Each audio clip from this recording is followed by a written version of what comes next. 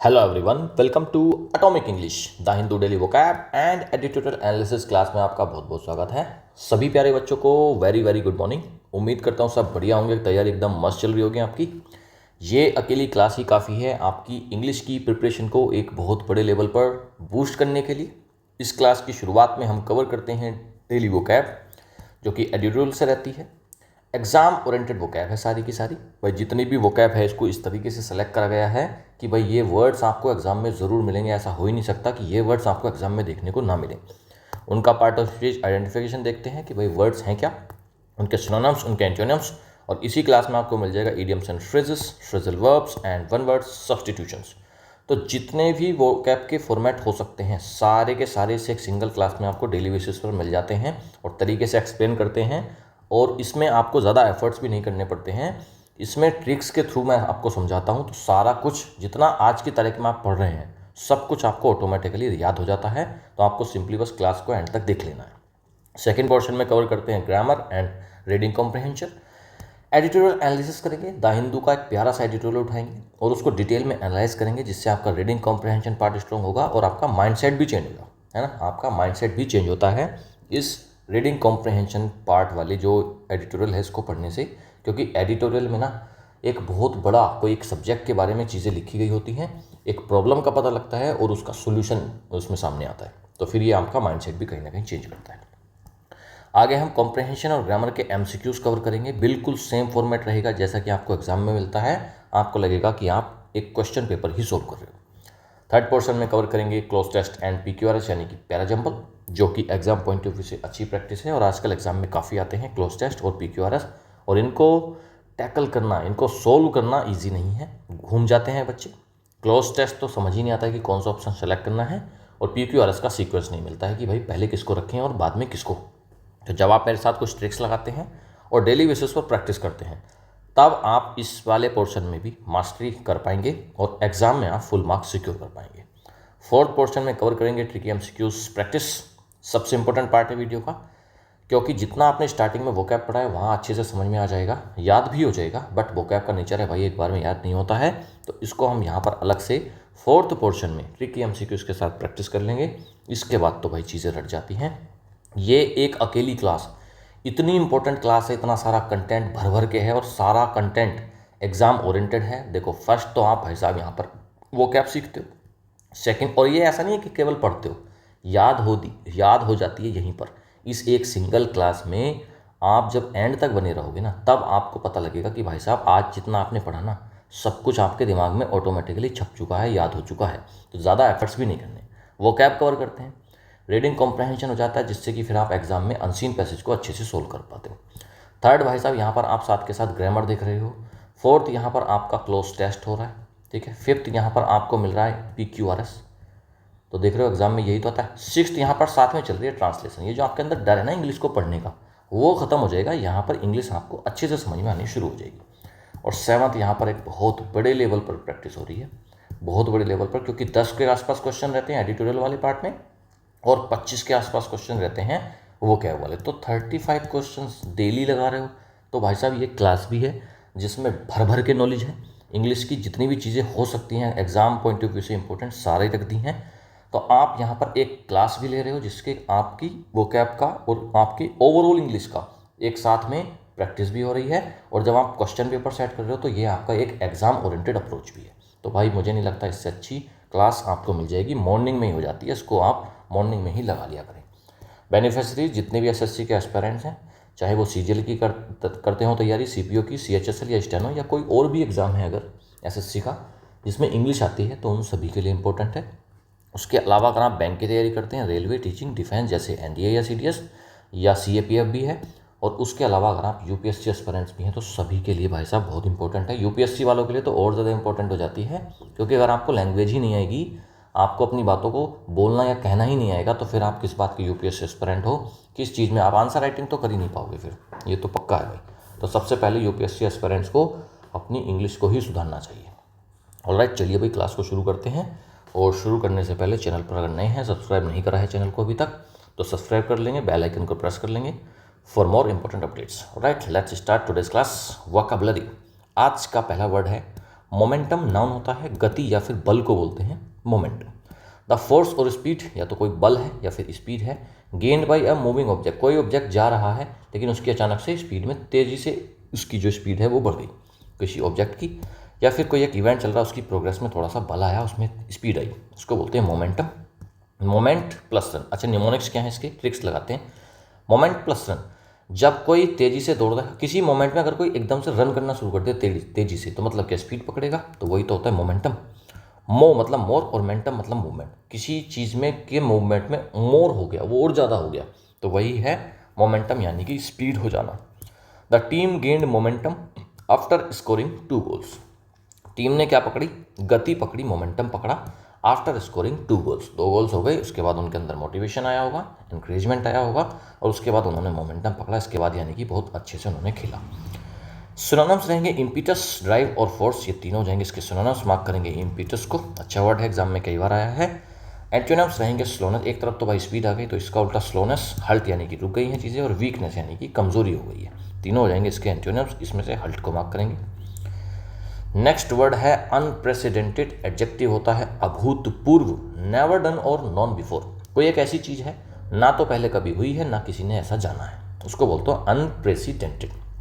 अन negative है not, और preceded मतलब जो पहले नहीं हुआ, तो अनप्रेसिड क्या है, जो चीज़ पहले हुई ही नहीं, तो अनप्रेसिडेंटेड मतलब नेवर हैपन्ड बिफोर, कभी पास्ट में तो कभी ऐसा नहीं हुआ, आज पहली बार हो रहा है। रूट वर्ड एक लैटिन से बनाया है, ये है प्रेसिडिर। प्रेसिडिर मतलब क्या मतलब है, इसका पहले बिफोर, अगर पहले की बात करेंगे, और अन तो नोट होता है, तो अन लगा का इसका मतलब निगेटिव है, और प्रीसीड मतलब पहले कोई चीज़ ऐसी है जो पहले कभी नहीं हुई, वही होता है अनप्रेसिडेंटेड।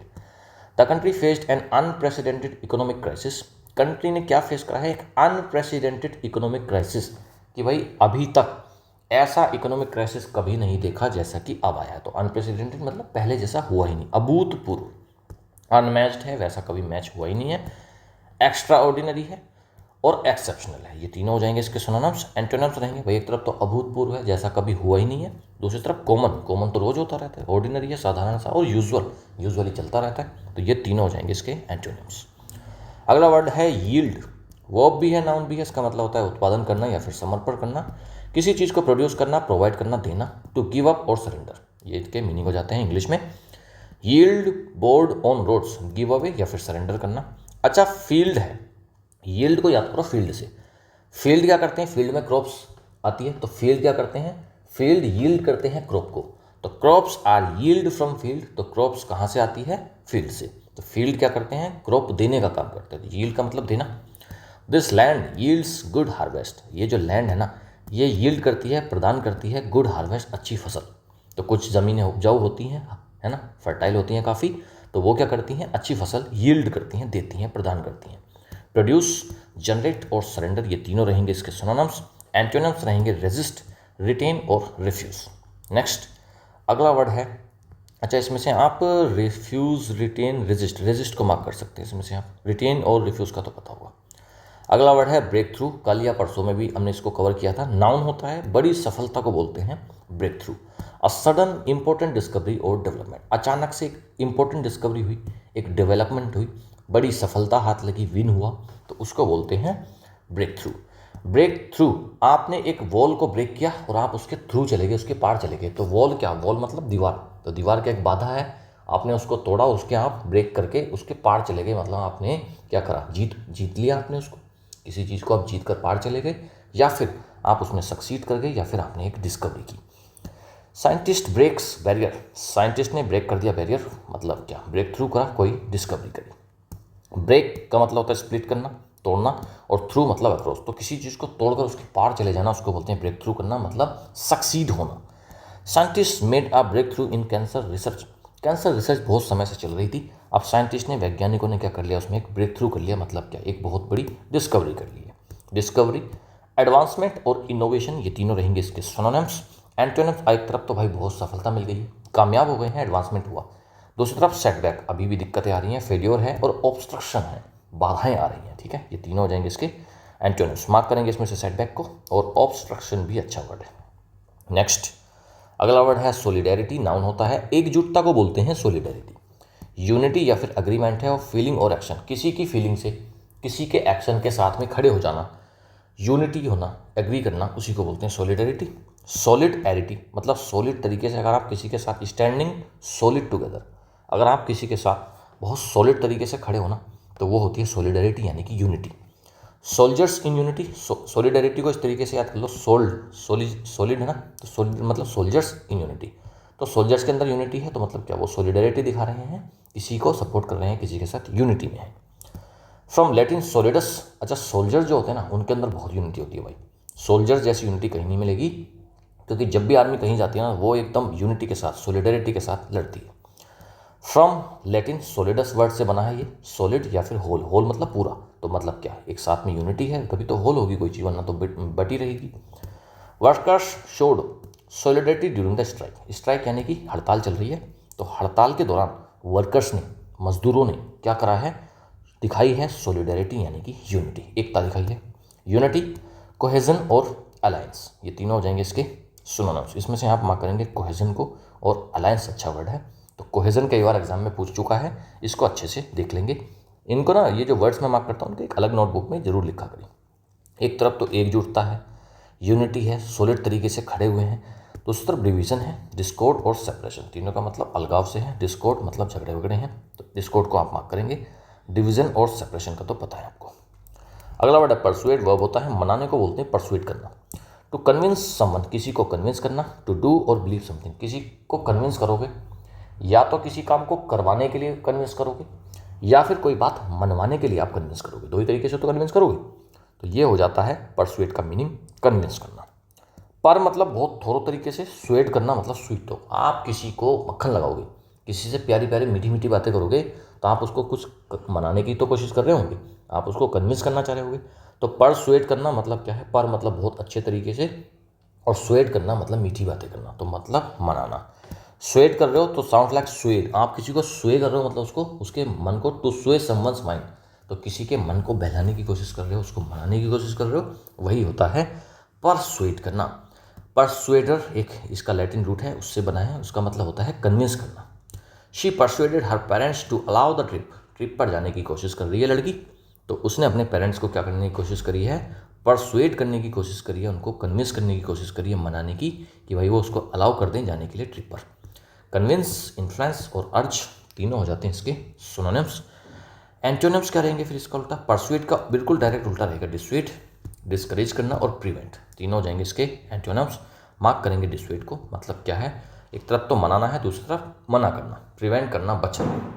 नेक्स्ट अगला वर्ड है प्रैग्मेटिक, एडजेक्टिव होता है, इसका मतलब होता है व्यवहारिक। Dealing with things sensitively and realistically. भाई आप अगर किसी तरीके से प्रैग्मेटिक हैं, तो मतलब क्या, आप चीज़ों से सेंसिबल तरीके से और रियलिस्टिक तरीके से आप उसको डील करते हैं, आप प्रैक्टिकल हो। प्रैग्मेटिक तो प्रैक्टिकल भी है और ऑटोमेटिक भी है, तो मतलब क्या, प्रैग्मेटिक, कोई चीज़ अगर प्रैग्मेटिक है तो मतलब वो प्रैक्टिकल रहेगी, और ऑटोमेटिक हमेशा रहेगी, अपने आप रहेगी। प्रोग्रामर होते हैं, तो प्रोग्रामर प्रैग्मेटिक, प्रोग्रामर, तो इस तरीके से आप रिलेटेड है ना सारा जगह। प्रोग्रामर मतलब प्रैग्मेटिक, प्रैग में और प्रोग्राम तो सेम आ रहा है, तो प्रैग्मेटिक और प्रोग्रामर। तो इसका मतलब क्या भाई, प्रोग्रामर जो होता है वो कैसा रहता है, हमेशा प्रैग्मेटिक रहता है, मतलब क्या, हमेशा वो प्रैक्टिकल रहेगा, तभी तो वो प्रोग्राम को सेट कर पा रहा है, मतलब क्या, सॉल्यूशन को हमेशा ढूंढता रहता है। प्रैग्मा से बना है ये, इसका मतलब होता है डीड या फिर मैटर, और मैटर को जब भी आप सुलटाएंगे, जब भी आप किसी मैटर को सोल्व करेंगे, आप प्रैक्टिकल तरीके से ही कर सकते हो, आप थ्योरी में कभी भी किसी मैटर को सोल्व नहीं कर सकते। तो प्रैग्मेटिक मतलब practical. He is known for his pragmatic approach to problems, वो किस लिए जाना जाता है, नॉन फॉर का मतलब होता है जाना जाता है, वो किस लिए जाना जाता है, अपने प्रैग्मेटिक अप्रोच के लिए, प्रैक्टिकल अप्रोच के लिए प्रॉब्लम्स को सोल्व करने में। प्रैक्टिकल, रियलिस्टिक, लॉजिकल, ये तीनों हो जाएंगे इसके सिनोनिम्स। एक तरफ तो भाई प्रैक्टिकल है, एकदम बहुत तरीके से चीज़ों को करता है, रियलिटी में करता है, दूसरी तरफ आइडियलिस्टिक है, अनरियलिस्टिक है, और इम्प्रैक्टिकल, तीनों रहेंगे इसके एंटोनिम्स। मार्क कर सकते हैं इसमें से आप आइडियलिस्टिक को। आदर्शवादी है, चीज़ों को बस फिलोसॉफी के रूप में देखता है, रियल में नहीं देखता है। वेइंग, इसका मतलब होता है, देखो एक तो वर्ब होता है और एक नाउन भी होता है। वेइंग का मतलब होता है तोलना या फिर मूल्यांकन करना। वेट इसी तो बना है, WEIGHT, वेट। वेट का मतलब क्या होता है, वजन करना, तोलना, मापना। कंसिडरिंग और मेजरिंग द इम्पोर्टेंस और वैल्यू, किसी चीज़ की इंपॉर्टेंस को, किसी चीज़ की वैल्यू को मापना, उसको बोलते हैं वे करना, यानी कि वेट करना। समझ में आ गया होगा। वे स्केल है measuring value. She is weighing the benefits and risk, वो क्या कर रही है, वे कर रही है, नाप रही है, माप रही है या फिर तोल रही है किस चीज़ को, बेनिफिट्स एंड रिस्क, किसी भी चीज़ के बेनिफिट्स और रिस्क यानी कि प्रोस एंड कॉन्स को वो क्या कर रही है, वे कर रही है, तो उसका मूल्यांकन कर रही है। इवेल्युएट करना, असेसिंग करना और जजिंग करना, जज करना किसी चीज़ को, तीनों हो जाएंगे इसके सिनोनिम्स। एक तरफ तो भाई करा जा रहा है इवेल्युएट, असेस करा जा रहा है, मापा जा रहा है, मूल्यांकन करा जा रहा है, दूसरी तरफ इग्नोर कर रहे हैं, नेग्लेक्टिंग और ओवरलुकिंग, ये तीनों रहेंगे इसके एंटोनिम्स। अगला वर्ड है वल्नरेबिलिटी, नाउन होता है, कमजोरी को बोलते हैं vulnerability. The state of being open to harm, एक ऐसी अवस्था है जिसमें किसी को हार्म करा जा सकता है, डैमेज किया जा सकता है और अटैक किया जा सकता है, उस ऐसी स्टेट को, उस ऐसी अवस्था को बोलते हैं वल्नरेबिलिटी। जब कमज़ोर होते हैं तभी तो कोई हमको हार्म कर सकता है, तभी तो कोई हमको डैमेज कर सकता है, तभी तो हमको कोई अटैक कर सकता है। वल्नर का मतलब होता है वूंड, घाव से, और एबिलिटी मतलब क्या, चोट खाने की जो एबिलिटी है उसको बोलते हैं वल्नरेबिलिटी। मतलब क्या, एबिलिटी टू बी वुंडेड, घायल होने की, तो घायल कौन होगा, कमज़ोर व्यक्ति तो होगा। तो वल्नरेबिलिटी क्या है, कमज़ोरी। वल्नरेबल मतलब वीक कॉर्नर है और कैन बी अटैक, उसको अटैक किया जा सकता है। लैटिन रूट है वल्नरेर, वल्नरेर से बना है, इसका मतलब होता है वूंड, मतलब घायल हो जाना। Children are vulnerable to infections, children कैसे हैं, बच्चे कैसे हैं, वल्नरेबल हैं, कमज़ोर हैं, इन्फेक्शन उनको हो सकता है, उन पर अटैक हो सकता है इन्फेक्शन का। वीकनेस, एक्सपोजर और ससेप्टिबिलिटी, ये तीनों हो जाएंगे इसके सिनोनिम्स। मार्क करेंगे ससेप्टिबिलिटी को, और एक्सपोजर भी आप मार्क कर सकते हो। एंटोनिम्स रहेंगे स्ट्रेंथ, सिक्योरिटी और प्रोटेक्शन। भाई एक तरफ कमजोरी है तो इसको तो स्ट्रेंथ रहेगा, सिक्योरिटी रहेगी और प्रोटेक्शन, ये तीनों हो जाएंगे इसके एंटोनिम्स। अगला वर्ड ग्रीवांस, नाम होता है, शिकायत को बोलते हैं grievance. A complaint about unfair treatment, एक कंप्लेंट है, शिकायत है, अनफेयर ट्रीटमेंट हो रहा है किसी चीज़ के बारे में, तो आप शिकायत कर रहे हो, कंप्लेंट कर रहे हो, उसी को बोलते हैं ग्रीवांस। ग्रीव का मतलब दुखी और आंस मतलब क्या, कॉज ऑफ सैडनेस, उसी से आप हो रहे हो दुखी, आप किसी चीज़ से दुखी होते हो तभी तो आप शिकायत करते हो। तो ग्रेव मतलब सैड, दुख, दुख का एक कारण है, मतलब क्या, कंप्लेंट है। ग्रीवांस ग्रीफ है और उसका फिर रीजन, किसी चीज रीजन की वजह से आप अगर दुख में हैं तो वही होती है ग्रीवांस यानी कि कंप्लेंट यानी कि शिकायत। और जब आप दुखी होते हो तो फिर आप शिकायत तो करते ही हो, तो ग्रीव दुख से आप शिकायत कर दे रहे हो, वही होती है ग्रीवांस। ग्रेवेयर से बना है, इसका मतलब होता है बर्डन, तो शिकायत तो का तो भाई बोझ होता है, आप जब शिकायत कर देते हो तो आप हल्के हो जाते हो, अदरवाइज तो आप बर्डन आपको लगता ही रहता है।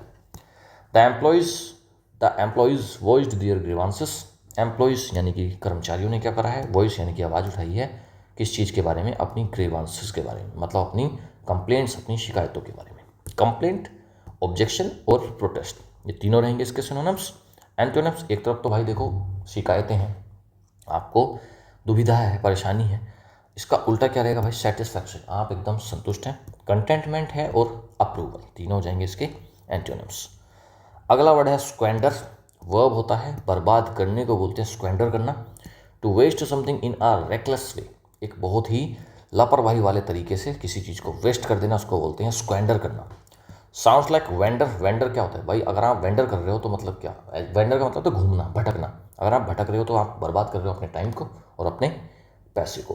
तो money vendors if away if squander, तो मनी क्या होता है, खराब हो जाता है, बर्बाद हो जाता है, उसको स्क्वेंडर किया जाए। तो स्क्वैश और अंडर, अगर आप स्क्वेंडर को ऐसे याद कर लो ना, स्क्वैश SQ ये वाला हो गया स्क्वैश, और अंडर, तो स्क्वेंडर स्क्वैश अंडर, अगर आपने नीचे किसी चीज़ को स्क्वैश कर दिया, कुचल दिया, तो मतलब क्या, आपने वेस्ट कर दिया रिसोर्सेज को अंडर फुट, अपने पैरों के नीचे। तो स्क्वेंडर मतलब वेस्ट करना, बर्बाद करना। ही स्क्वेंडर्ड हिज इनहेरिटेंस ऑन लग्जरीज, ही स्क्वेंडर्ड उसने बर्बाद कर दिया अपनी इनहेरिटेंस को, मतलब जो उसकी विरासत में चीज़ें मिली थी, ऑन लग्जरीज, सारी चीज़ें लग्जरी लाइफ जीने में उसने खर्च कर दी। वेस्ट करना, मिसयूज करना और डिसिपेट करना, तीनों हो जाएंगे इसके सिनोनिम्स। मार्क करेंगे डिसिपेट को, एक तरफ तो भाई साहब बर्बाद कर दिया, स्क्वेंडर किया, वेस्ट किया, ठीक है, दूसरी तरफ इसका उल्टा क्या रहेगा, सेव करके चला है, कंजर्व यानी कि बचा कर चला है, और यूटिलाइज किया है चीज़ों को। कंजर्व को मार्क करो, कंजर्व का मतलब होता है बचाना।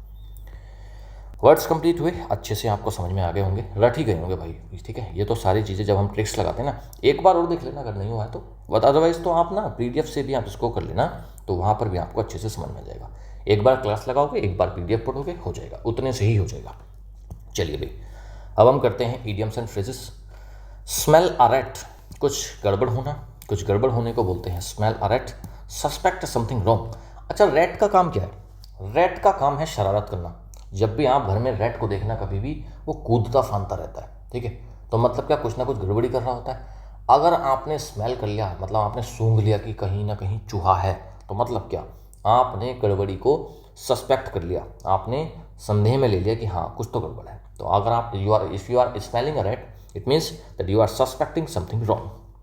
She smelled a rat when he avoided her question, जब उसने उसके क्वेश्चन को अवॉइड किया ना, उसने कोई सवाल पूछा होगा किसी व्यक्ति से, व्यक्ति ने जवाब दिया नहीं, अवॉइड किया क्वेश्चन का, तो उसने क्या करा फिर, शी स्मेल्ड अ रैट, उसने कुछ गड़बड़ थी उसको महसूस किया।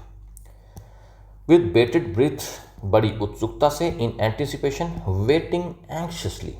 देखो, विद बेटेड ब्रेथ मतलब क्या, बहुत ही एंटिसिपेशन में, बहुत एंक्शसली, परेशानी की उसमें, उत्सुकता से, ईगरली किसी चीज़ को आप करना चाह रहे हो तो उसको बोलते हैं विद बेटेड ब्रीथ। मतलब क्या, आपने पूरी वेट कर रखा, अपनी पूरी ब्रेथ को रोक कर सांसें थमी हुई हैं।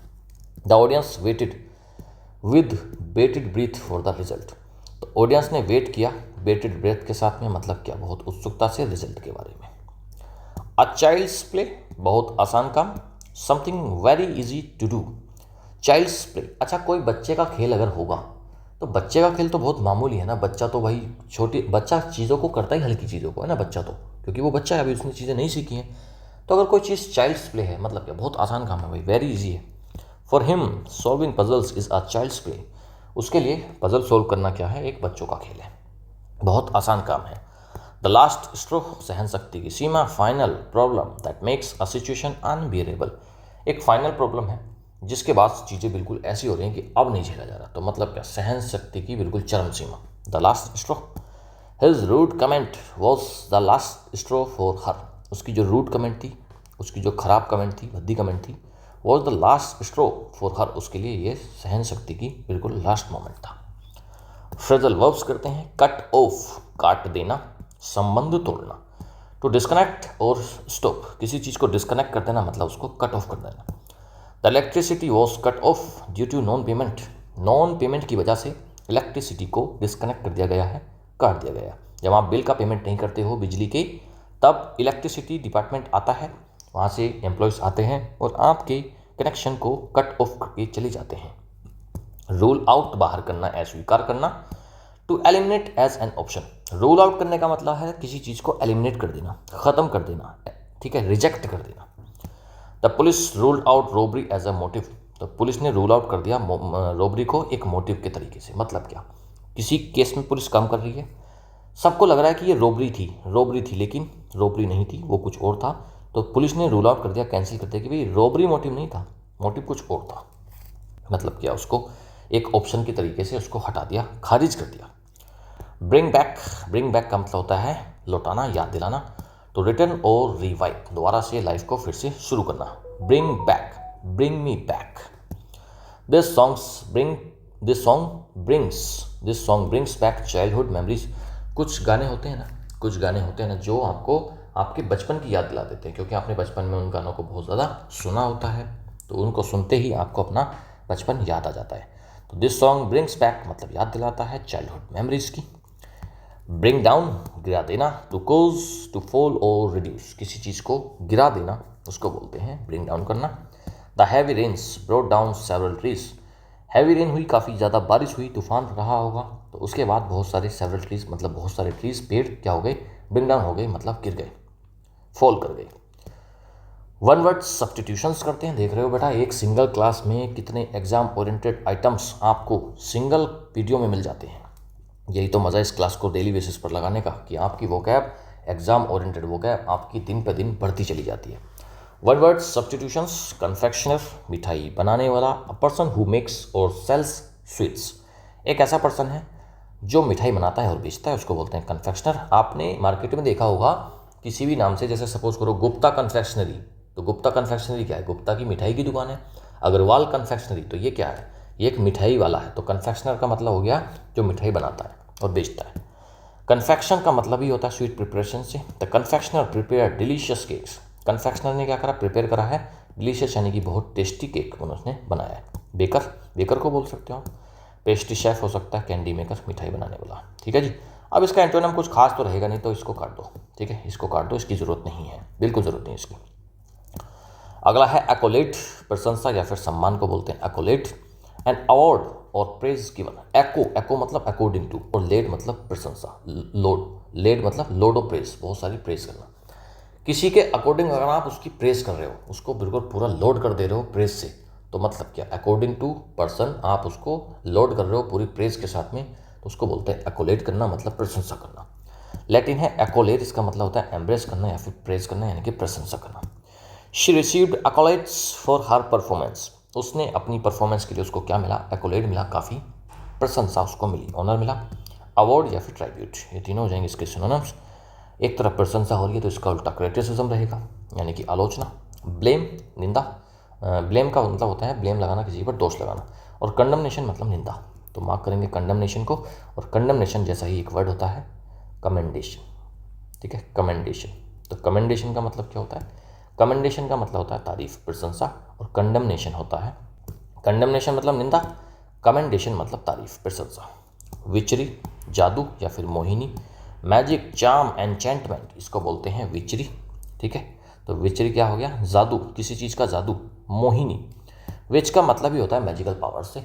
भाई अगर आपके पास या फिर किसी व्यक्ति के पास मैजिकल पावर्स है तो वो क्या कर रहा है, वो विचरी कर रहा है, जादू दिखा रहा है, जादू टोना। इंग्लिश का ओल्ड विश, इसका मतलब होता है विच, ठीक है, विश यानी कि witch. Novel is full of witchery and fantasy, एक नोवेल पढ़ रहा है कोई, और वो नोवेल कैसा है, वो विचरी से भरा है और फैंटेसी से। तो विचरी मतलब जादू से, उसमें बहुत सारी जादू हुए होंगे, ठीक है, चार्म रहा होगा, और काफ़ी ज़्यादा उसमें फैंटेसी है। सॉर्सरी, एन्चेंटमेंट एंड चार्म, तीनों बढ़िया वर्ड्स हैं, मार्क करो। सॉर्सरी मार्क करो, एन्चेंटमेंट मार्क करेंगे, चार्म को। एक तरफ तो जादू है, तो जादू कहीं ना कहीं रियलिटी से तो बहुत दूर की चीज़ है ना, इसका एंटोनियम रहेगा रियलिटी, ट्रुथ और रैशनैलिटी। तो ये तीनों हो जाएंगे इसके एंटोनियम्स। अगला वर्ड है मालिएबल, एडजेक्टिव होता है लचीला या फिर ढलने योग्य। ईजिली शेप्ड और इन्फ्लुएंस, जिसको आप इजीली किसी भी शेप में कन्वर्ट कर सकते हो, इन्फ्लुएंस कर सकते हो, उसी को बोलते हैं मालिएबल। मैलेट का मतलब होता है हैमर यानी कि हथौड़ा, shapes matter, malleable. Malleable, mallet का मतलब होता है हथौड़ा, तो उसी से बना ये वर्ड मैलियस। मैलियस का मतलब होता है हैमर, हथौड़ा। हथौड़े से आप किसी भी चीज़ के शेप को बदल सकते हो अगर कोई चीज़ मैलिएबल है तो मतलब अगर आप जिस चीज़ के शेप को हथौड़े से बदल दोगे वो मैलिएबल है। तो ऐसा पत्थर है, पत्थर के शेप को आप हथौड़े से नहीं बदल सकते, पत्थर टूट जाएगा, है ना, पत्थर टूट जाएगा। तो कुछ मेटल होते हैं मालिएबल, जो लचीले होते हैं, उसी को बोलते हैं मालिएबल। और कुछ होते हैं बिल्कुल ठोस, तो उसको आप बदल नहीं सकते। तो गोल्ड क्या है, एक मालिएबल मेटल है, तो उसको हथौड़े से ठीक करके ठोक पीट के उसको चेंज किया जा सकता है। तो गोल्ड कैसा है, एक मालिएबल मेटल है। मालिएबल मतलब फ्लेक्सिबल है, एडेप्टेबल है मतलब चेंज कर सकता है, और प्लाइएबल है, मार्क करेंगे प्लाइएबल को। एडेप्टेबल भी ठीक है, ठीक है, दोनों वर्ड्स अच्छे हैं। एक तरफ तो भाई साहब फ्लेक्सिबल है, एकदम लचीला है, ढलने योग्य, उसको ढाल सकते हैं। दूसरी तरफ रिजिड है, एकदम सख्त है। स्टबोन है, जिद्दी, अडामेंट एकदम अड़ियल है। मार्क करेंगे स्टबोन को और मार्क करेंगे अडामेंट को। कल ही पढ़ाया है स्टबोन, याद तो होगा ही। चलिए आगे करते हैं। वर्ड्स कंप्लीट हुए सारे, ठीक है, अच्छे से समझ में आ गए होंगे। अब हम करते हैं एडिटोरियल एनालिसिस। डिटेल में एडिटोरियल करेंगे। पीस मोमेंटम, पीस मोमेंटम यानी कि शांति का एक मोमेंटम, गति पकड़ी है शांति ने, कहाँ पर पकड़ी है अभी देखिएगा। On the White house meetings, white house में मीटिंग्स हुई। एंड द यूक्रेन वॉर, कल इसी पर था एडिटोरियल, उसी का कंटिन्यू आगे आया है आज, क्योंकि अब मीटिंग हो गई है जेलेंस्की की डोनाल्ड ट्रंप के साथ में व्हाइट हाउस में, और वहाँ पर यूरोपियन यूनियन के भी लीडर्स वहाँ पर मौजूद थे। तो चलिए भाई देखते हैं क्या क्या हुआ। Ukraine needs to see its future security in the context of its battle losses. Ukraine needs to see, Ukraine को ज़रूरत है देखने की अपनी फ्यूचर सिक्योरिटी को, और किस कंटेक्स्ट में, इन the context of its battle losses, इसने जो युद्ध हारे हैं उसके कंटेक्स्ट में अपनी सिक्योरिटी को देखने की ज़रूरत है। The unprecedented multilateral summit at the White house on Monday August 18, 2025 between US President Donald Trump and a host of European leaders, including Ukraine President Volodymyr Zelensky, just after Mr. Trump's meeting with Russian leader Vladimir Putin. Volodymyr Zelensky है और Vladimir Putin in Alaska on Friday, August 15, 2025, points to a renewed willingness on all sides to end the Ukraine war. Unprecedented मतलब अभूतपूर्व है, ऐसा कभी नहीं हुआ। उस टाइप का मल्टीलेटरल समिट हुआ। मल्टीलेटरल मतलब जिसमें बहुत सारी पार्टीज, मल्टी मतलब मैनी, लेटरल मतलब बहुत सारी पार्टी जिसमें शामिल थी, ऐसा समिट हुआ, एक सम्मेलन हुआ व्हाइट हाउस में हुआ अमेरिका में, मंडे अगस्त 18, 2025 में। किस किस के बीच हुआ?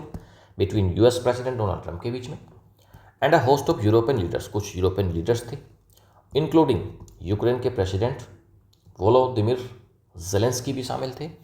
Just after mister Trump's meeting with Russian leader Vladimir Putin in Alaska on Friday, तो अलास्का में फ्राइडे को व्लादिमीर पुतिन के साथ, रशिया के प्रेसिडेंट के साथ मिस्टर ट्रम्प की भी अभी बातचीत हुई थी 15 अगस्त को। Points to a renewed willingness, और ये किस तरफ पॉइंट करती है? जो मीटिंग हुई है, जो समिट हुआ, एक तरफ इशारा करता है कि भाई रिन्यूड विलिंगनेस है ऑन ऑल साइड्स, सभी तरफ, कि भाई यूक्रेन वॉर को ख़त्म किया जाए। सारे लोग विलिंगनेस तो दिखा रहे हैं। The Alaska summit marked a new start in mister Trump's push for conflict resolution, although it did not yield an immediate breakthrough. Alaska summit हुआ, उसने उसने क्या करा, मार्क करा एक नया स्टार्ट मिस्टर ट्रम्प के पुश में, कि भाई मिस्टर ट्रम्प कोशिश कर रहे हैं अगर यहाँ पर कि भाई कन्फ्लिक्ट रेजोल्यूशन हो जाए, चीज़ों का निवारण हो जाए। Although it did not yield an immediate breakthrough, हालांकि इसमें कोई कामयाबी नहीं मिली, एक ऐसी कोई ब्रेक थ्रू नहीं हुआ, बट फिर भी कोशिश तो इसमें दिख रही है सभी तरफ से।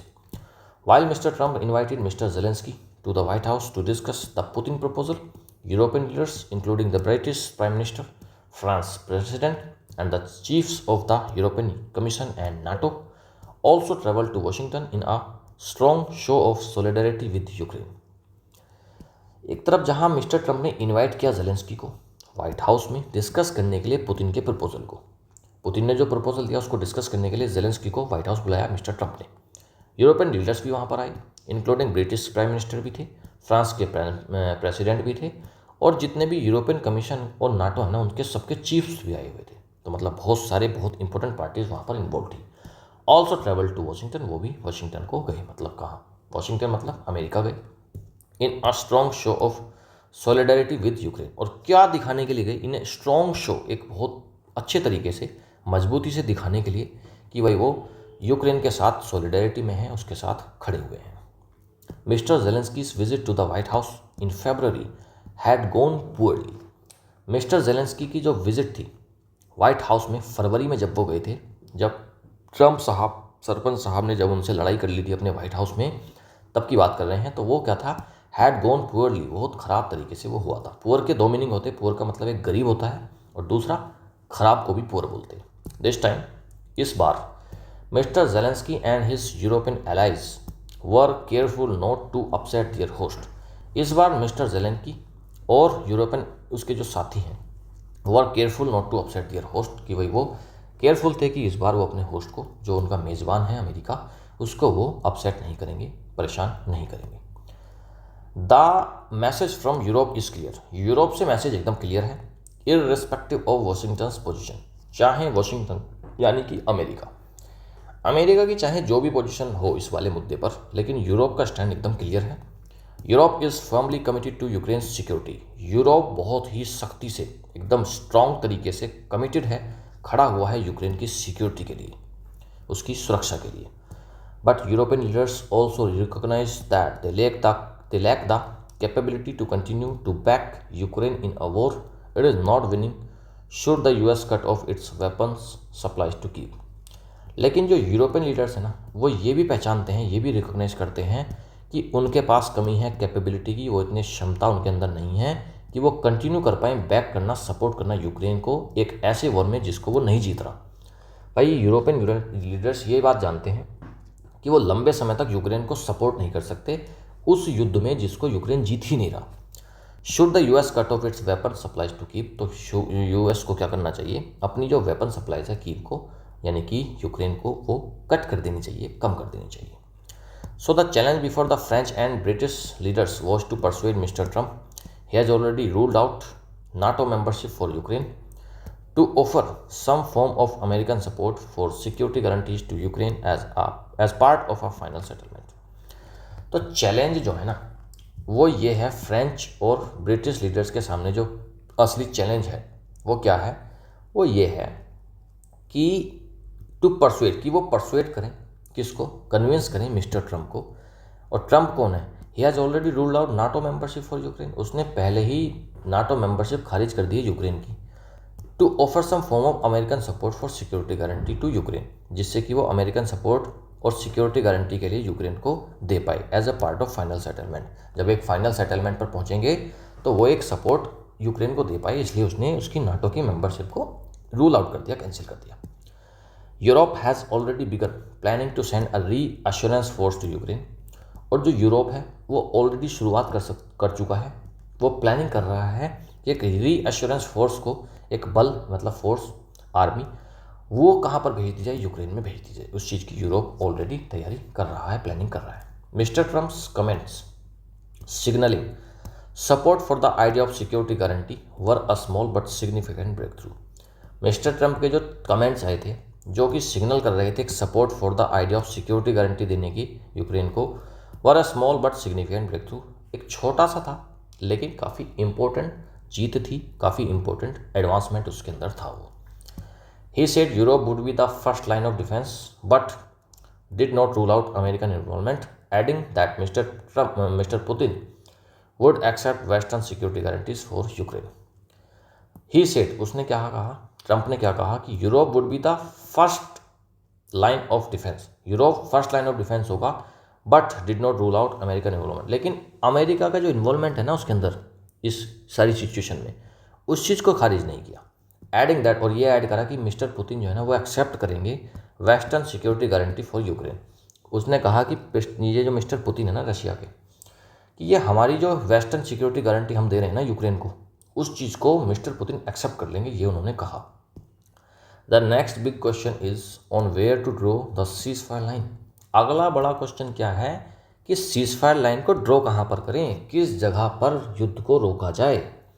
Mister Putin wants all of Donbas and is willing to freeze the front line in the south. Mister Trump क्या चाहते हैं, वो चाहते हैं कि पूरा का पूरा डोनबस उनके कब्जे में आए, जो उन्होंने अभी कब्जा रखा है उसको अपनी टेरिटरी में, अपनी रशिया में उनको वो शामिल करना चाहते हैं। और चाहते हैं कि वो फ्रीज करें जितने भी फ्रंट लाइन के एरियाज़ हैं ना साउथ में, जो उन्होंने अभी कब्जा कर रखा है, वो चाहते हैं कि इनको रशिया का पार्ट मान लिया जाए।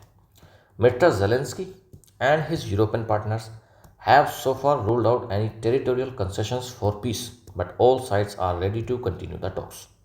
मिस्टर ज़ेलेंस्की ने और उनके जो यूरोपियन पार्टनर्स हैं have so far ruled out, उन्होंने पहले ही सारी चीज़ों को खारिज कर दिया है कि कोई भी टेरिटोरियल कंसेशन नहीं दिया जाएगा, कोई भी ज़मीन यूक्रेन की रशिया को केवल पीस के लिए, समझौते के लिए नहीं दी जाएगी। But all sides are ready to continue the talks, लेकिन सारी साइड, जितनी भी साइड्स हैं वो कंटिन्यू करने के लिए तैयार हैं बातचीत को। तो एक तरफ पुतिन तो कह रहे हैं कि भाई साहब हमको डोनबस दे दो और जितने फ्रंट लाइन के एरियाज़ हैं साउथ में वो सारे हमको दे दो। ज़ेलेंस्की कह रहे हैं कि शांति के लिए केवल हम ज़मीन अपनी नहीं दे सकते, 1 इंच भी ज़मीन हम अपनी नहीं दे सकते। फिलहाल का इनका ये स्टैंड है। Mister Zelensky should adopt a pragmatic approach weighing Ukraine's future security against it's present battlefield vulnerabilities. Mister Zelensky को अडॉप्ट करना चाहिए, एक्सेप्ट करना चाहिए और यूज़ करना चाहिए एक प्रैग्मेटिक अप्रोच, एक प्रैक्टिकल अप्रोच उनको लगानी चाहिए। वेइंग यूक्रेन्स फ्यूचर सिक्योरिटी, जिससे कि वो देख पाएँ चीज़ों को, मूल्यांकन कर पाएँ यूक्रेन की फ्यूचर सिक्योरिटी का against it's present battlefield vulnerabilities. अभी जो बैटलफील्ड यानी कि युद्ध के क्षेत्र में अभी जो उसकी वल्नरेबिलिटी है, उसकी जो कमज़ोरी है ना यूक्रेन की, क्योंकि रशिया के सामने तो बहुत कमज़ोर है यार यूक्रेन। वैसे भी रशिया तो यार, मतलब रशिया के पास इतने सारे हथियार हैं, आर्मी एडवांस है, बड़ा है, न्यूक्लियर पावर है, तो यूक्रेन तो उसके सामने नहीं टिकने वाला है। तो यूक्रेन को क्या करना चाहिए, सारी चीज़ों को देखते हुए, अपनी फ्यूचर की सिक्योरिटी देखते हुए और अपनी जो कमज़ोरी है कि भी बैटलफील्ड में हम कमज़ोर हैं, इस चीज़ को देखते हुए एक प्रैग्मेटिक अप्रोच लगानी चाहिए, एक प्रैक्टिकल अप्रोच उसको लगानी चाहिए, ग्राउंड रियलिटी को चेक करना ही चाहिए। Mister Putin should realise that this may be his best opportunity to end the war that he launched in February 2022। Mister Putin को रियलाइज़ करना चाहिए कि ये एक बहुत ही बेस्ट अपॉर्चुनिटी है युद्ध को एंड करने के लिए, वॉर को ख़त्म करने के लिए, जो कि उन्होंने शुरुआत करी थी फरवरी 2022 में। Mr. Trump and the European leaders must now work towards a compromise formula that addresses Ukraine's future security needs and Russia's past grievances. अब देखो तीनों को बता दिया, मिस्टर ज़ेलेंस्की को बता दिया कि भाई वो एक प्रैग्मेटिक अप्रोच रखे और ग्राउंड रियलिटी चेक करे कि हाँ उससे कहीं ना कहीं कमज़ोर है। पुतिन को बता दिया कि ये बेस्ट अपॉर्चुनिटी है, युद्ध खत्म करो, जो आपने फरवरी 2022 में लगभग 3-4 साल हो गए युद्ध लड़ते लड़ते, उसको खत्म करो यार, और कामों में लगो, अपने देश की अर्थव्यवस्था को सुधारो और चीज़ों में एडवांसमेंट करो। मिस्टर ट्रंप और यूरोपियन यूनियंस के लिए क्या है कि भाई वो एक ऐसी तरफ काम करें कि एक कंप्रोमाइज़ फार्मूला लेकर आए जो कि एड्रेस करे यूक्रेन की फ्यूचर सिक्योरिटी नीड्स को और रशिया के जो पास्ट में जो ग्रीवांस चल रहे थे। भाई दोनों, कोई भी डील कब होगी, कोई भी डील तब होगी जब दो पार्टियां ए और बी, ए कुछ कह रहा है बी कुछ कह रहा है, तो डील कब होगी जब दोनों की डिमांड्स एक जगह मीट हो जाएंगी, तभी तो एक डील हो जाएगी। तो फिर कह रहे हैं कि भाई साहब ट्रंप को और यूरोपियन लीडर्स को एक ऐसा कंप्रोमाइज़ फार्मूला निकालना चाहिए जहाँ पर यूक्रेन की फ्यूचर सिक्योरिटी की भी ज़रूरतें पूरी हो जाएं और रशिया के जो पास्ट ग्रीवांस हैं ना, उसकी जो कंप्लेंट्स हैं वो भी वहाँ पर फुलफिल हो जाए। The current momentum for peace should not be squandered. तो ये जो करंट मोमेंटम चल रहा है ना पीस का, वो शुड नॉट बी स्क्वेंडर्ड, वो खराब नहीं जाना चाहिए, वो बर्बाद नहीं होना चाहिए, इस मोमेंटम को बरकरार रखना चाहिए और यहाँ पर एक पीस स्थापित हो जानी चाहिए। बढ़िया एडिटोरियल था भाई, कल के ही कंटिन्यूएशन में था ये और काफ़ी ठीक लग रहा है यार।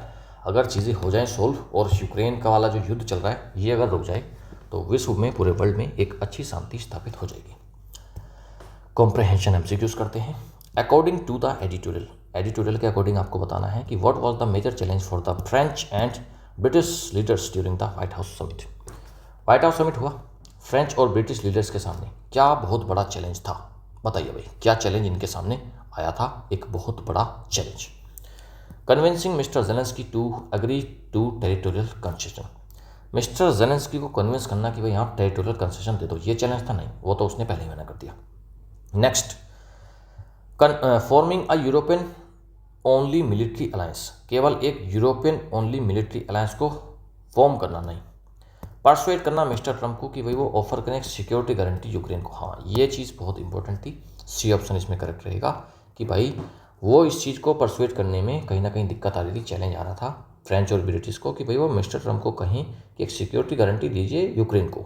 सी option correct. Why is Europe planning to send a reassurance force to Ukraine. Ukraine को यूरोप क्यों प्लान कर रहा है कि वो एक रीअश्योरेंस फोर्स देगा? To prepare for a possible NATO membership of Ukraine. नहीं, नाटो मेंबरशिप तो कैंसिल करी है यूएस ने, इसको प्रिपेयर नहीं कर रहा है।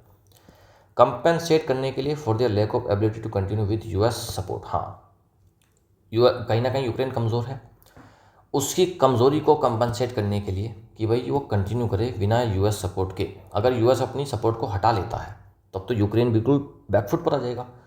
उस सिचुएशन को टैकल करने के लिए ही तो ये जो यूरोप है ये रीअश्योरेंस फोर्स भेज रहा है, तो बी ऑप्शन इसमें आपका करेक्ट हो जाएगा। To create a permanent military presence. नहीं, परमानेंट मिलिट्री प्रेजेंस कैसे बना देगा?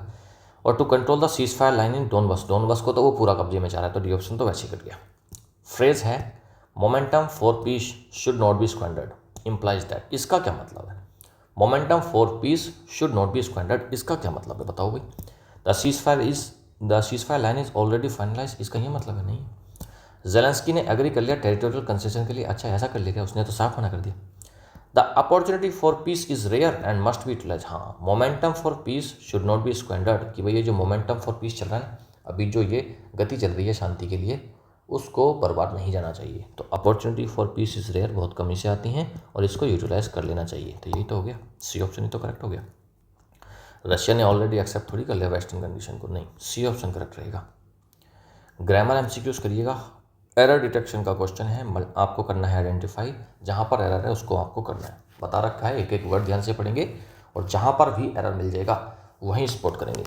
Mister Trump and the European leaders is now working towards a compromise formula that addresses Ukraine's future security needs. एक एक करके पढ़ना है, डरना बिल्कुल नहीं है, कितना भी बड़ा सेंटेंस हो डरना तो है ही नहीं।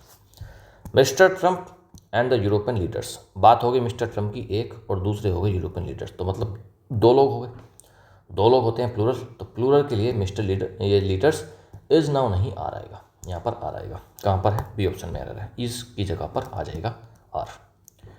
फिलर का क्वेश्चन है, Europe is firmly committed to Ukraine security, Washington position.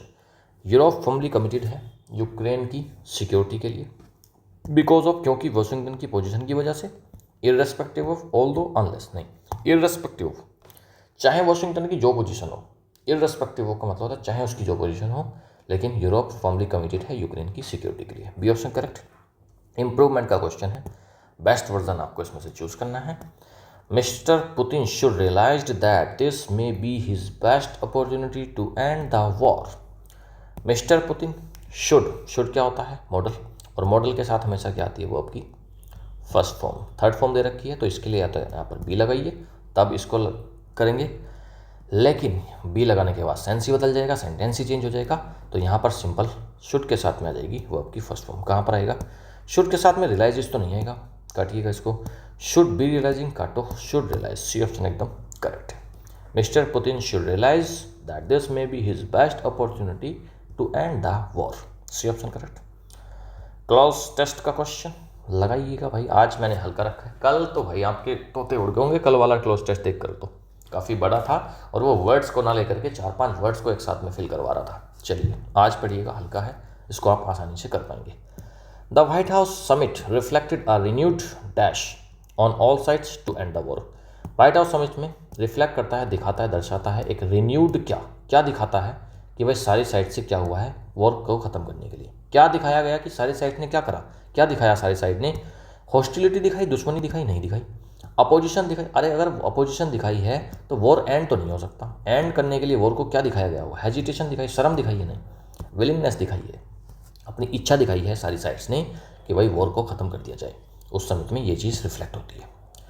Europe is firmly committed to Ukraine's dash yet it recognises its limitations without US support. Europe firmly committed है यूक्रेन की किस चीज़ के लिए, लेकिन रिकॉग्नाइज करता है लिमिटेशन विदाउट यूएस सपोर्ट। तो किस चीज़ के लिए कमिटेड है यूक्रेन की? किस चीज़ के लिए?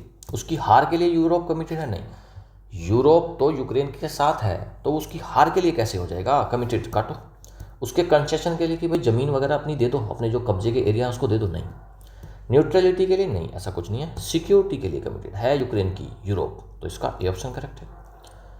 Therefore persuading mister Trump to provide some dash form of American backing was crucial. लेकिन परसुएड करना मिस्टर ट्रंप को कि वो प्रोवाइड कर दें, क्या प्रोवाइड कर दें, किस टाइप की American backing was crucial? Trivial, symbolic, impossible या फिर हॉस्टाइल फॉर्म ऑफ सपोर्ट? नहीं, इम्पॉसिबल सपोर्ट नहीं, ट्राइवियल बहुत मामूली से नहीं, सिंबॉलिक, बस एक सिंबॉलिक सपोर्ट भी अगर मिल जाए अमेरिका की तो वो एक बहुत ही क्रूशियल रहेगा। तो इसमें बी ऑप्शन एकदम करेक्ट रहेगा, सिंबॉलिक। PQRS करिएगा, इसको रीअरेंज करना है जिससे कि आप एक मीनिंगफुल सेंटेंस बना पाएँ। But all sides are willing to continue the talks. Mister Zelensky and his European partners have ruled any territorial concessions for peace with Russia. बताओ भाई, समझ में आ गया होगा भाई साहब। देखो, हैव रूल्ड आउट बता रखा है मैंने। किसी भी सेंटेंस की शुरुआत, पैराग्राफ की शुरुआत वर्ब से नहीं होगी, वर्ब से कभी नहीं होगी, क्योंकि वर्ब तो भाई साहब सब्जेक्ट के बाद आएगा। आर ऑप्शन में शुरू में ही वर्ब दे दिया तो ये तो पहले कटेगा, काटो are option. For peace with Russia, किस चीज़ के लिए बात हो रही है? कोई बात करी गई होगी, बात करने के बाद बताया गया होगा किस चीज़ के लिए, कि भाई रशिया के साथ में पीस के लिए। तो ये भी ऑप्शन कट जाएगा, एस ऑप्शन तो कट गया। पी ऑप्शन में बट से शुरुआत नहीं कर सकते, क्योंकि बट जो आएगा वो पहले कोई बात कही गई होगी, उसको उल्टा, उसको काटने के लिए उसके विरोध में कोई बात बट के साथ में हमने कह दी होगी। तो बट वाला ऑप्शन वैसे कट जाएगा, है तो नहीं है। दो ऑप्शन बचते हैं और दोनों में ही क्यू से शुरुआत हो रही है। Mister Zelensky and his European partners, subject हमारे सामने आ गया, ज़ेलेंस्की और उसके यूरोपियन पार्टनर्स। अब सब्जेक्ट के तुरंत बाद हमको रखना पड़ेगा वर्ब, तो मिस्टर ज़ेलेंस्की और यूरोपियन पार्टनर के बाद जो वर्ब आएगी वो आर ऑप्शन में मिलेगी आपको, हैव रूल्ड आउट। अगर आप एस ऑप्शन रखेंगे फॉर पीस विद रशिया तो ये सेंस बन नहीं रहा। Mister Zelensky and his European partners have ruled out any territorial concession, तो ए ऑप्शन करेक्ट हो जाएगा। और इसको पूरा पढ़िएगा, QRSP, मिस्टर ज़ेलेंस्की और उसके European partners have rule out, उन्होंने रूल आउट करा, किसी भी टेरिटोरियल कंसेशन को कैंसिल करा कि हम नहीं देंगे। और उसके बाद फिर for peace with Russia, Russia के साथ पीस करने के लिए कोई भी टेरिटोरियल कंसेशन नहीं देंगे। बट लेकिन all sides are willing to continue the talks, लेकिन सारी साइड्स कंटिन्यू कर रही हैं, बातचीत करने के लिए एकदम विलिंग हैं, तैयार हैं। तो QRSP is the correct answer. Next, answer की PDF से मिल जाएगी और PDF आपको टेलीग्राम पर मिल जाएगी। सारे बच्चे टेलीग्राम को ज़रूर ज्वाइन कर लेंगे, वहाँ पर आपको PDF अवेलेबल हो जाती है। Vocab practice with tricky MCQs, vocab practice करेंगे और जितना आपने स्टार्टिंग में वोकैब पढ़ा है सब कुछ आपको यहीं पर इस क्लास में रख जाएगा। The football team lost its dash after conceding 2 goals. 2 गोल करे और उसके बाद उसने क्या चीज़ हार गया। लॉस्ट करा मतलब कोई चीज़ अच्छी चल रही होगी, उसके बाद हार गया 2 गोल को करने के बाद, तो मोमेंटम हार गए होंगे अपना, है ना। फोर्स थोड़ी हारे होंगे, ड्राइव थोड़ी, मोमेंटम, जो उनका मोमेंटम चला आ रहा था उसको हार गए। C option correct. Which word best describes an unprecedented victory. कौन सा वर्ड डिस्क्राइब करता है आपको अनप्रेसिडेंटेड विक्ट्री।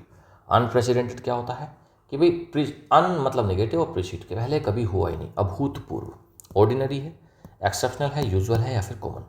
तो ऑर्डिनरी नहीं है, यूजुअल नहीं है, कॉमन नहीं है, एक्सेप्शनल है, कभी ऐसा हुआ ही नहीं, आज ही हो रहा है बस। बी ऑप्शन एकदम करेक्ट रहेगा।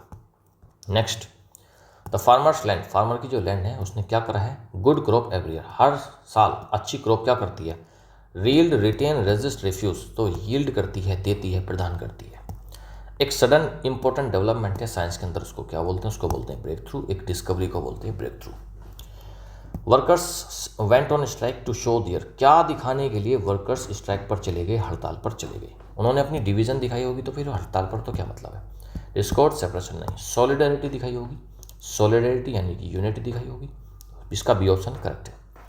इफ़ यू परसुएट समवन, अगर आप किसी को परसुएट करते हो तो मतलब क्या, आप उसकी प्रेस करते हो, आपको उसको कन्विंस करने की कोशिश करते हो। डिसुएट नहीं करते हो तो उसका उल्टा है, कन्विंस करने की कोशिश करते हो, बी ऑप्शन इसमें करेक्ट रहेगा। अपोजिट पूछ रहा है प्रैग्मेटिक का, और प्रैग्मेटिक क्या होता है, प्रैग्मेटिक का मतलब होता है एकदम प्रैक्टिकल। प्रैग्मेटिक प्रोग्रामर होते हैं तो वो क्या होते हैं, प्रैक्टिकल होते हैं, हमेशा किसी प्रॉब्लम को सॉल्व करने की प्रैक्टिकल अप्रोच रखते हैं। तो प्रैग्मेटिक मतलब प्रैक्टिकल। ये अच्छा, इसका अपोजिट पूछे सॉरी, तो प्रैक्टिकल नहीं रहेगा। रियलिस्टिकल और लॉजिकल, ये तीनों तो इसके सिनोनिम रहेंगे। आइडियलिस्टिक इसमें करेक्ट आंसर रहेगा, D option is the correct answer. ध्यान से देख लिया करो बेटा, अपोजिट पूछा होता है और आप कभी कभी क्वेश्चन में बिना पढ़े जल्दबाजी में उसका सिनोनिम ही लगा देते हैं, तो अभी एक क्वेश्चन हमारा गलत हो जाता, तो आइडियलिस्टिक इसमें करेक्ट आंसर हो जाएगा। बहुत ही काम माइंड के साथ क्वेश्चन पढ़ा करो, क्वेश्चन क्या पूछ रहा है, क्वेश्चन की क्या डिमांड है, उसको बहुत ध्यान से पढ़ा करो। बिफोर मेकिंग ए डिसीजन, एक डिसीजन लेने से पहले, she is dash the pros and cons, तो प्रोस एंड कॉन्स उसके फायदे और नुकसान क्या कर लेती है, इग्नोर कर देती है, नहीं। ओवरलुक नज़रअंदाज करती है, नेगलेक्ट करती नहीं, वे करती है मतलब देख लेती है, वैल्यूएशन उसका कर लेती है। पेच word means exposure to harm, किसी चीज़ का एक्सपोजर टू हार्म मतलब किसी कोई चीज़ बहुत जल्दी नुकसान किसी को पहुंचाया जा सकता है, तो वो स्ट्रेंथ, भाई आप मजबूत चीज़ को थोड़ी पहुंचा दोगे, कोई नुकसान नहीं। वल्नरेबिलिटी कमजोरी बोलते हैं उसको, बी ऑप्शन एकदम करेक्ट है। Workers file a dash about unfair wages, workers ने फाइल करा है क्या चीज़, अनफेयर वेजेस मिल रहे हैं उनको, मुँह मांगी, उनकी जो एक रिक्वायर्ड, उनकी जो डिज़र्विंग क्या है, उनको जो डिज़र्विंग क्या चीज़ है, उनको एक डिज़र्विंग जो वेजेस हैं उनका जो मिलना चाहिए वो नहीं मिल रहा, अनफेयर मिल रहा है, तो उसके लिए क्या करा उन्होंने, कंप्लेंट करी, ग्रीवांस करा या फिर प्रोटेस्ट करा। तो उन्होंने फाइल करी है अपनी एक क्या चीज़, कंप्लेंट करी होगी, ग्रीवांस, देखो कंप्लेंट और ग्रीवांस तो एक जैसी चीज़ें हैं, ठीक है, कंप्लेंट और ग्रीवांस एक जैसी चीज़ें हैं, और प्रोटेस्ट को आप फाइल नहीं कर सकते, तो क्वेश्चन में थोड़ा सा घुमा दिया, इस क्वेश्चन ने आपको थोड़ा सा घुमा दिया, तो इसमें आप क्या ऑप्शन सेलेक्ट करेंगे जिससे कि आपका आंसर करेक्ट हो जाए। तो देखो 2 ऑप्शन दे दिए, अगर देता ग्रीवांस तो हम ग्रीवांस लगा देते, कंप्लेंट देता तो कंप्लेंट लगा देते, लेकिन यहाँ पर प्रोटेस्ट भी दिया, तो कहीं ना कहीं मीनिंग तो सेम ही है। अगर आप यहाँ पर कुछ नहीं लगा सकते तो आप अब यहाँ पर डी ऑप्शन ही बचता है आपके लिए, क्योंकि ये सारी चीज़ें ठीक हो गई, एक जैसी ही हैं। प्रोटेस्ट थोड़ा सा लाइन से हटके है, लेकिन ठीक है, प्रोटेस्ट का मतलब भी, प्रोटेस्ट भी तभी कर रहे होते हैं जब वर्कर्स कंप्लेन करते हैं, तो डी ऑप्शन इसमें हम सेलेक्ट कर लेंगे।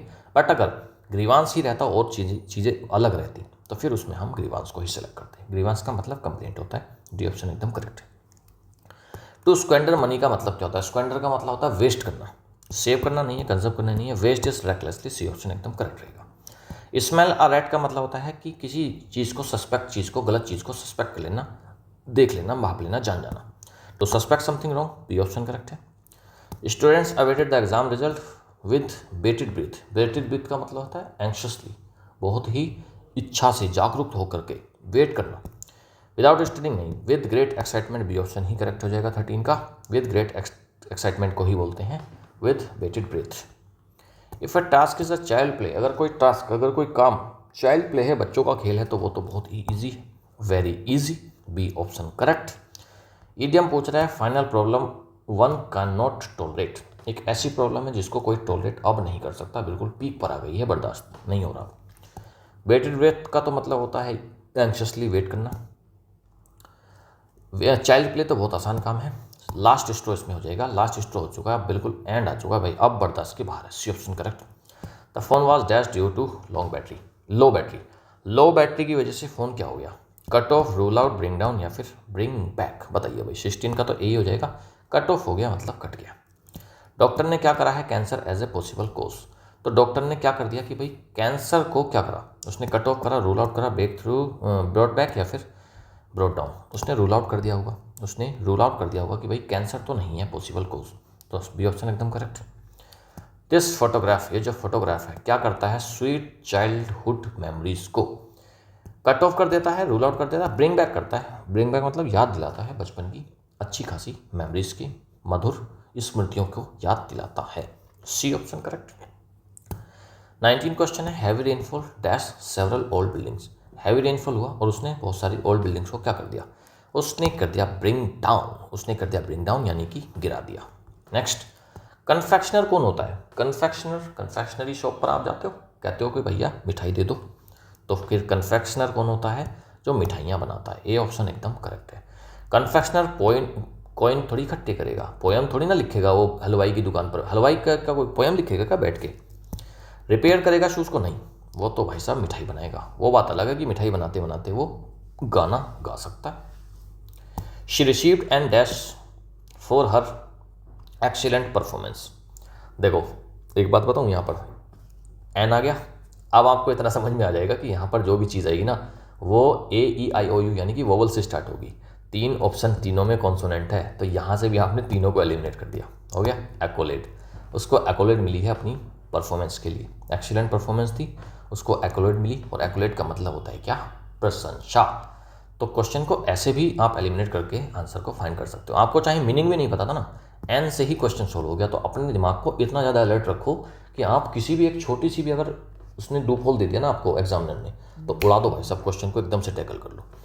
ए ऑप्शन करेक्ट है।